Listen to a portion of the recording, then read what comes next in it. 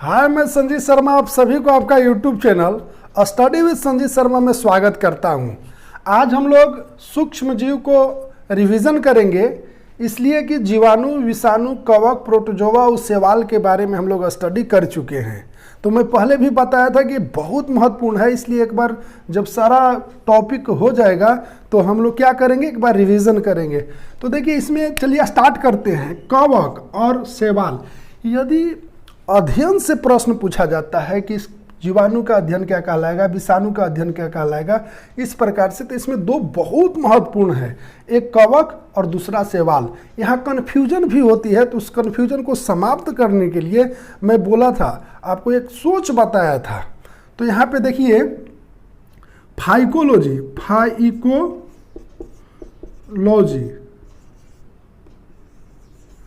और एक जो है mycology.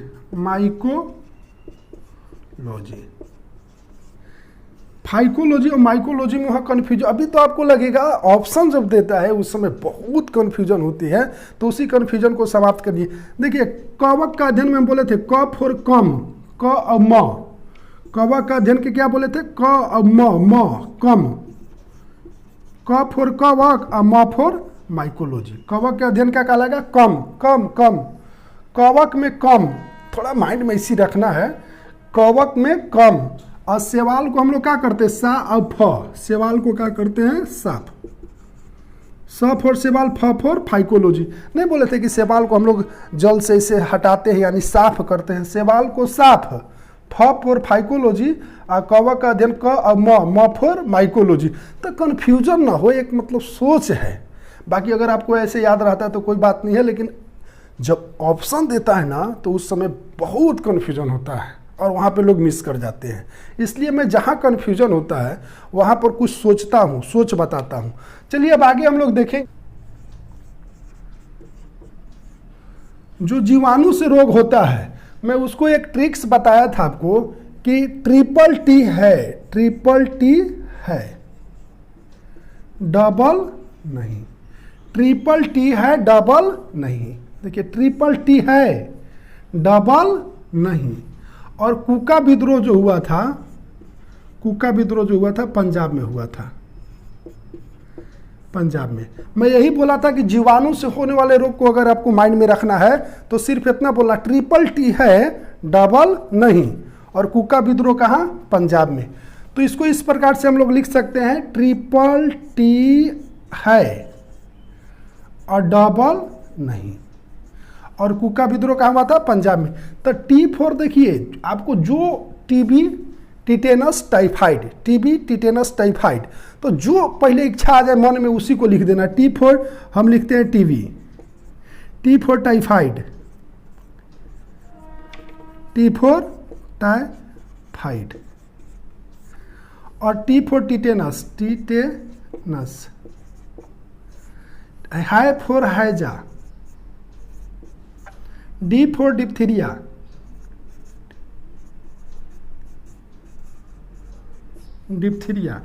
N for pneumonia, N for pneumonia. अब देखिए कुका, कु और का, तो यहीं पे लिख देते हैं आपको ऊपर ही, कु से कुष्ठ, अका से काला खांसी, अप फॉर प्लेग। तो इतना रोग जो है मुख्यतः जीवाणु से होता है, जहाँ से प्रश्न पूछा जाता है। तो जीवाणु वाले जो जीवाणु जनित रोग है उसको हम लोग माइंड में कैसे रखेंगे, ट्रिपल टी है, डबल नहीं। और कुका विद्रोह कहाँ हुआ था, पंजाब में। एक बार आप भी बोलिए, ट्रिपल टी है, डबल नहीं। जो लिखे हैं वो ट्रिपल टी है, डबल नहीं। कुका विद्रोह कहाँ हुआ था, पंजाब में। अब देखिए T for tetanus, T for typhoid, T for TB, हैजा, डी फॉर डिप्थीरिया, निमोनिया, कुष्ठ, काला खांसी, प्लेग।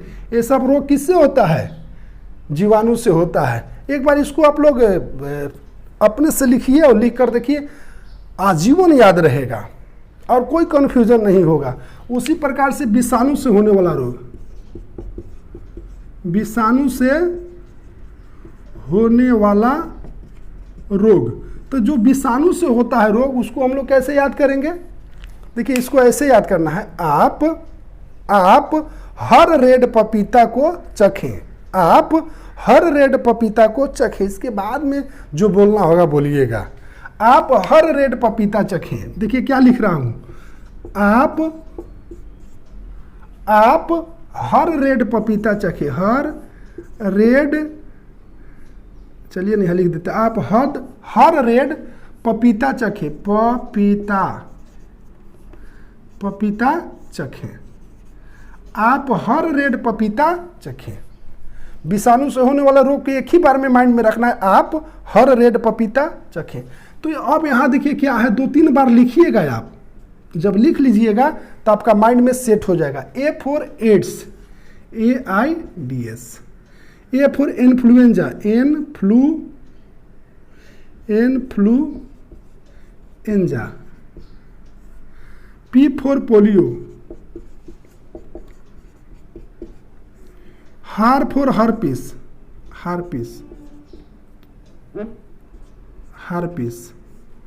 और रे फॉर रेबीज, और डॉ फॉर डेंगू, पी फॉर पीलिया। देखिए पपीता, ता से ट्रैकोमा ग्लूकोमा कर सकते, पहले ही पता है, ट्रैकोमा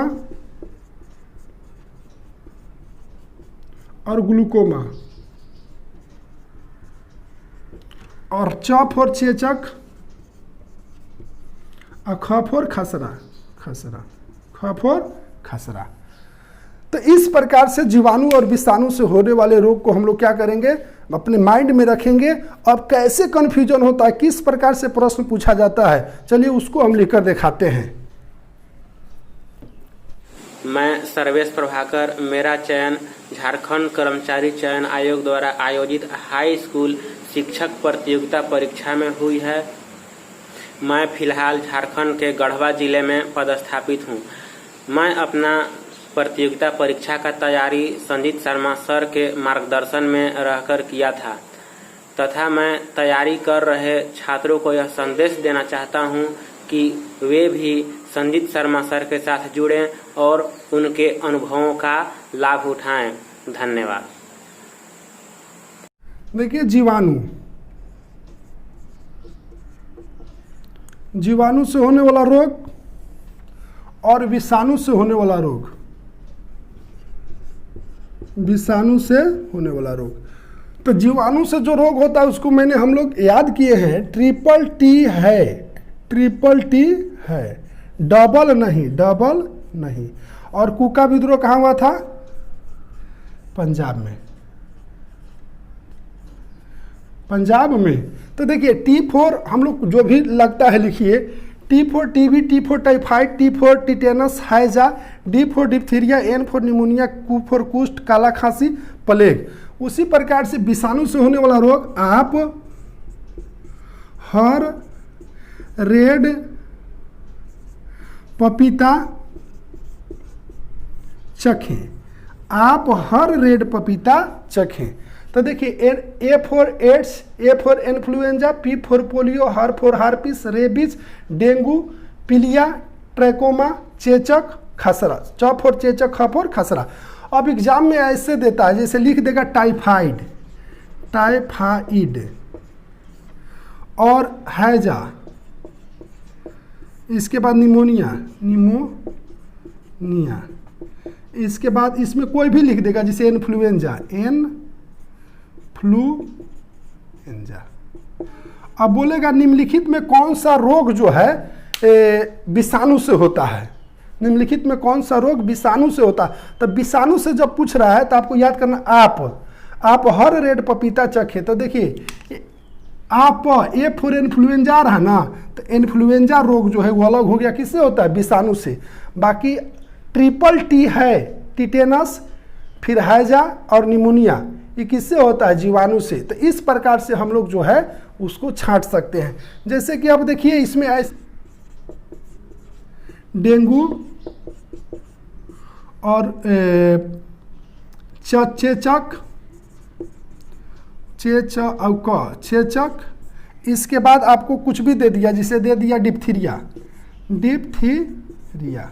इसमें कौन सा रोग जो है जीवाणु से होता है, कौन सा एक भिन्न है या कौन सा जीवाणु से होता है? जीवाणु से कौन होता है? डिप्थीरिया। ट्रिपल टी है, डबल नहीं, डी फॉर डिप्थीरिया। ये किससे होता है? ये आपका जीवाणु से होता है। बाकी सब किससे होंगे? विषाणु से। जिसे आपका रेबीज हो गया, इसके बाद डेंगू हो गया, इसके बाद चेचक हो गया, किससे होगा? विषाणु से। यानी जीवाणु से होने वाला रोग और विषाणु से होने वाला रोग को आपको माइंड में रखना है। तो ये चीज याद करना होगा। आप हर रेड पपीता चखें, ट्रिपल टी है, डबल नहीं। जो लिखे हैं वो ट्रिपल टी है, डबल नहीं। कुका विद्रोह कहाँ हुआ था? पंजाब में। बस इतना आपको याद रखना है। अब देखिए ये भी चीज आपको पता है कि टाइफाइड जो है, टी फॉर टाइफाइड, टाइफाइड से जो है यह माने यकृत प्रभावित होता है। बहुत बार पूछता है कि टाइफाइड से कौन सा अंग प्रभावित होता है? यकृत। टाइफाइड से यकृत प्रभावित होता है। और डिप्थीरिया, डिप्थीरिया से श्वास नली प्रभावित होता है। इसको 3 को लिख लीजिए, इसमें 3 ही ऐसा है जो बहुत महत्वपूर्ण है। डिप्थीरिया, डिप्थीरिया में क्या प्रभावित होता है? श्वास नली प्रभावित होता है। और काला खांसी, काला खांसी में जो है आपको पूरा श्वसन तंत्र प्रभावित होता है। तो काला खांसी में श्वसन तंत्र प्रभावित होता है, डिप्थीरिया में श्वास नली प्रभावित होता है, और टाइफाइड में यकृत प्रभावित होता है। इसको आपको माइंड में रखना है। तो बताइए जीवाणु से होने वाला रोग को कैसे याद करेंगे? ट्रिपल टी है, डबल नहीं। और कुका विद्रोह पंजाब में हुआ था। विषाणु से होने वाले रोग को कैसे याद करेंगे? आप हर रेड पपीता चखें। और एक एक बार करके इसको कॉपी में आपको लिख के देखना है। आप AIDS, influenza, polio, herpes, rabies, dengue, पीलिया, ट्रैकोमा, ग्लूकोमा, चेचक, खसरा, और उसी प्रकार से टाइफाइड, टीबी, टिटेनस, हैजा, डिप्थीरिया, निमोनिया, कुष्ठ, काला खांसी और प्लेग आप लिख कर देखिए। 100% आपको माइंड में सेट हो जाएगा। कवक से होने वाला रोग और एक जो है प्रोटोजोवा से होने वाला रोग। प्रोटोजोवा, कवक से होने वाला रोग और प्रोटोजोवा से होने वाला रोग। तो कवक में हम आपको बताए थे कि जितने भी चर्म रोग होगा, चर्म रोग लगभग किससे होगा? कवक से। आपका एथलीट फुट, एथलीट फुट नामक बीमारी जो है कवक से होता है। ये सबसे महत्वपूर्ण है, सबसे ज़्यादा एग्जाम में पूछा गया है। फिर गंजापन, गंजापन जो है बाल को झड़ना किससे होता है? कवक से होता है। इसके बाद हम आपको बताए थे दाद खाज खुजली, दाद खाज खुजली जो है किससे होता है? कवक से होता है। और कवक से होने वाले रोग में और हम लिखे थे जैसे अंगमारी हो गया, रेड रूट्स हो गया, सफ़ेद रस्ट हो गया। तो इस प्रकार से हम टीका रोग हो गया, किट्टू रोग हो गया। मैं आपको पढ़ाया हूँ, इसको एक बार आप देख लीजिएगा। कवक से होने वाला अंगमारी आलू में, सफ़ेद रस्ट, सफ़ेद रस्ट सरसों में, टीका रोग मूंगफली में, कीटू रोग गेहूं में। तो इस प्रकार से मैं आपको पढ़ा चुका हूं। अगर इसको पूरा देखना होगा तो आप वीडियो में जाइएगा, प्लेलिस्ट में, वहां पे आपका सारा चीज़ मिल जाएगा। अब प्रोटोजोवा से होने वाला रोग, मलेरिया, इसके बाद जो है मलेरिया के बाद निद्रा रोग के बाद जो है काला ज्वर या काला जार। तो इसमें हम आपको बताए थे मलेरिया, निद्रा रोग और काला जार। तो मलेरिया रोग किससे होता है? इसको फैलाता कौन है? मादा एनोफिल्स मच्छर। यानी मलेरिया रोग को फैलाने का काम कौन करता है? मादा एनोफिल्स मच्छर। और निद्रा रोग किससे होता है? सीसी मक्खी। हम आपको बताए थे कि सोने वाला बीमारी किससे होता है? निद्रा रोग माने सोने वाला बीमारी सीसी, सफ और सोना, सफ और सीसी नामक मक्खी से होता है। काला ज्वर जो है बालू मक्खी, बालुआ रेत मक्खी। तो आइए अब देखिए, आपको याद कीजिए, आप थोड़ा सा जब पढ़े हैं, मलेरिया किस प्रोटोजोवा से होता है? प्लाज्मोडियम विवैक्स पढ़ाए थे। निद्रा रोग किससे होता है? ट्रिप्नोसोमा पढ़ाए थे। और काला ज्वार किससे होता है? लेइसमेनिया डोनावानी। लेइसमेनिया, यहाँ देखिए बालू लफ और लेइसमेनिया डोनावानी। तो सोने वाला यानी निद्रा रोग किससे होता है? सीसी मक्खी के द्वारा होता है।